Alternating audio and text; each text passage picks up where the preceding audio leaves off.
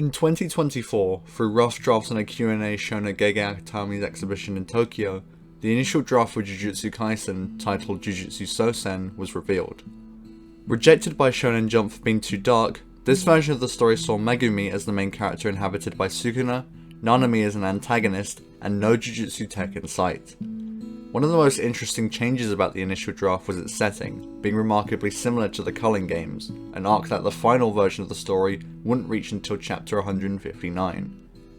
When the story was ultimately pivoted to a school setting, however, several additions and cuts would be made, one of which being the inclusion of a third main character, Nobara Kugisaki. Nobara was nowhere to be seen in the first chapter of Jujutsu Kaisen, which isn't surprising, she isn't introduced until chapter 3 of the main series either.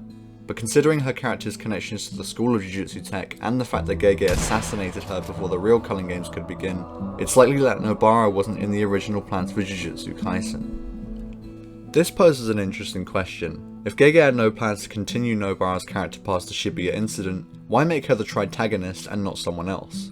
She certainly has the personality and dynamics that a Jump editor would eat up, which could imply that she was written merely as a stopgap to earn the series' long-term serialization. But I refuse to believe it's that simple. Gege isn't going to introduce a character who struggles to draw more than most of his others due to such a cynical reason. So why are her origins disconnected from Jujutsu society in general? Why is she so different from most of the other heroes in the story? Why write someone like Nobara Kugisaki? Also, if you enjoyed the video, please consider subscribing to help the channel reach 100 subscribers by the end of September. And if you think my videos are worth more exposure, please consider liking, commenting or sharing. Thank you. Now back to the video. Nobara differs from Yuji and Megumi in one clear aspect. She's a woman. Okay, two clear aspects. I've previously talked at length about how Yuji and Megumi are plagued with curses that they bottle up and hide from the world. Yuji's internal darkness and self-imposed pressures cause him to recklessly save lives even at his own detriment, and Megumi, held down by his many external influences, grows reserved and allows his anger to fester inside him. Nobara, however, from the moment she's introduced, is unapologetically herself, and actively fights to keep that part of her personality alive. During the Kyoto Goodwill event, Nobara goes head to head with third year Momo Nishimiya, who criticizes Nobara for her ignorance towards the sexism in the Jujutsu world. In Jujutsu society, a woman needs not just strength, but beauty to achieve prestige, something we later see as prominent in the Zenin and Kamo clan hierarchies. Momo attempts to pressure Nobara with the burden of being a female sorcerer, but is caught off guard by Nobara's precision and skill with her curse technique. Momo loses the fight because, unlike with Yuji and Megumi, Nobara refuses to accept the pressure that is handed to her. In her words, she'll dress pretty if she wants to, and she'll kick ass if she wants to. Not because she's a female sorcerer, but because she's Nobara Kugisaki. During the Shibuya incident, we get a much better understanding of Nobara's background and why she's so stubborn about remaining true to herself. Nobara lived in a small, old-fashioned countryside town in the Iwate prefecture. Even from a young age, Nobara was eccentric, and ready and willing to break any sociologically imposed conventions if it felt right to her.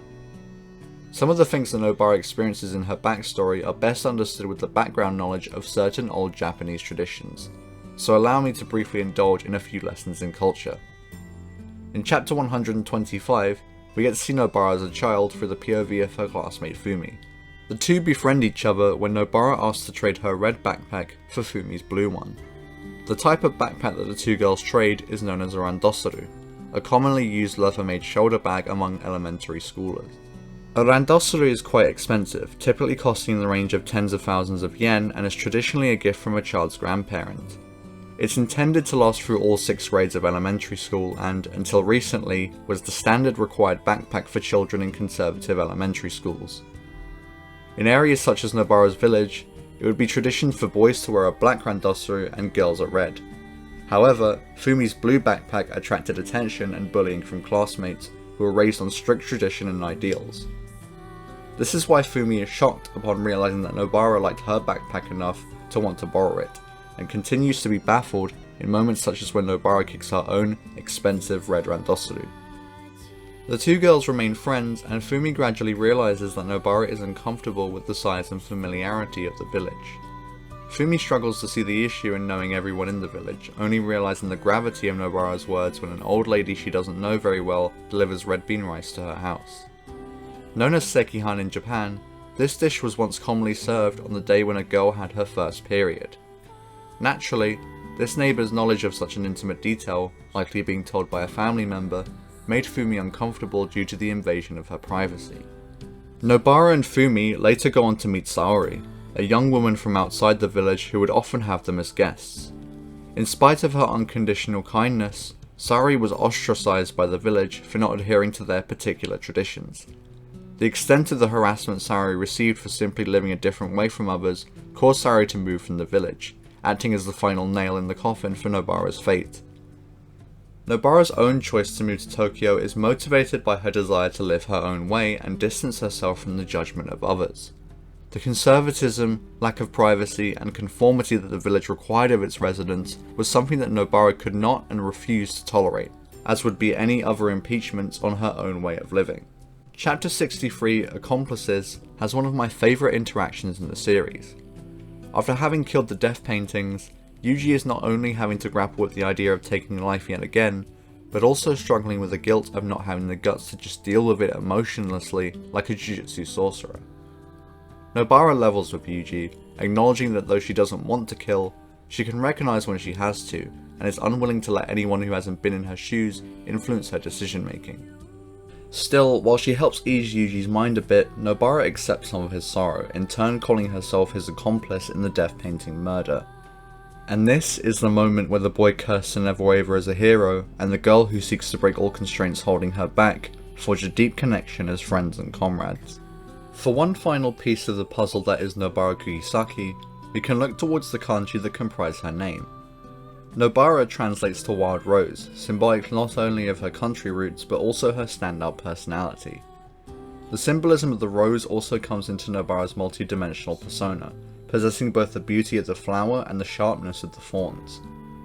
Kugisaki compiles the kanji for nail, referencing her curse technique, and peninsula, a small piece of land that branches off from a mainland mass that is almost completely surrounded by water. This is likely in reference to how Nobara disconnects herself from the majority of others, allowing a limited number of seats to be occupied in her life by those who earn it. I've spent this much time dissecting Nobara's personality because of how much of an anomaly she is in Jujutsu Kaisen.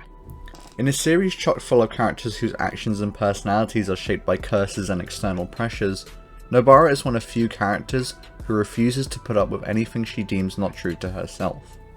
This makes Nobara a wonderful influence for people like Yuji, Megumi and Maki, hence why she's able to form such strong bonds with each of them in such a short time.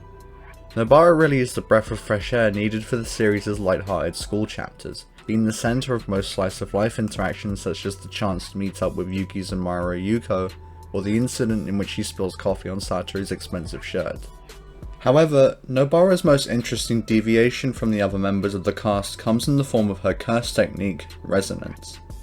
In my first video on Jujutsu Kaisen, I talked in length about how curse techniques are a representation of each character's struggles. While not a technique, Sukuna acts as an extreme alter ego that pushes Yuji further down the path of wanting to save people to earn atonement.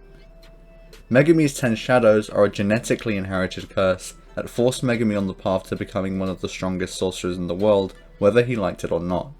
Resonance allows Nobara to apply her curse energy to a living or inanimate target, using a straw doll as a proxy. If Nobara gets access to a part of her target's body to draw her nails through, she can forge a spiritual connection with her target, allowing her to deal serious damage or deactivate curse techniques. This technique fits Nobara perfectly, as given her honesty with herself and her own desires, Nobara is able to directly interact with and resonate with the curses in her life, not allowing the negative energies they emit to weigh her down. This is best seen in her interactions with Mahito. Whereas Yuji cannot help but get emotional around Mahito, Nobara just laughs in his face, finding a way to directly interact with his soul despite having not forged a connection as mortal enemies like Yuji had. It's only natural then that Mahito sees Nobara as the perfect target to break Yuji entirely, severing one of his most valuable and healthy connections as Yuji becomes further entrenched in the curses that hold him down. The culling game sees Yuji and Megumi reach their darkest points in the series. Following the massacre in Shibuya, Yuji is now more motivated than ever to sacrifice his life for the greater good. His goals of finding Sukuna's remaining fingers and helping Megami's sister now firmly etched into the forefront of his mind. Yuji now holds little to no regard for his own life, carelessly throwing himself into the death games for the sake of others. Megami, having lost most of the positive influence in his life, is now left with the lingering anger that festers in his soul.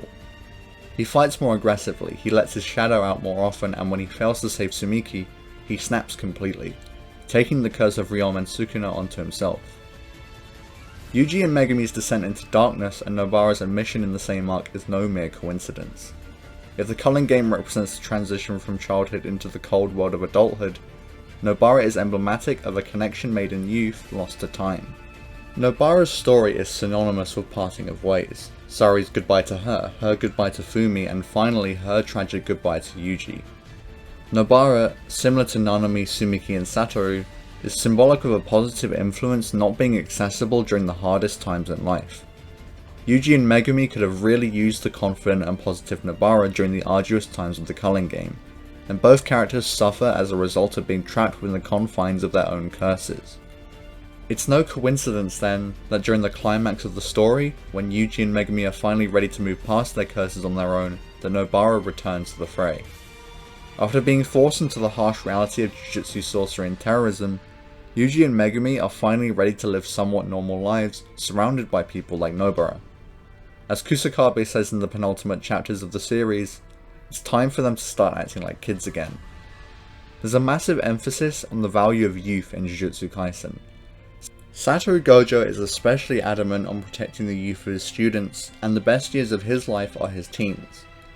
Nobara is one of the shining examples of a healthy youthful spirit in the series, making her necessary for its earlier arcs, but unfortunately a vital absence in the latter half of the manga.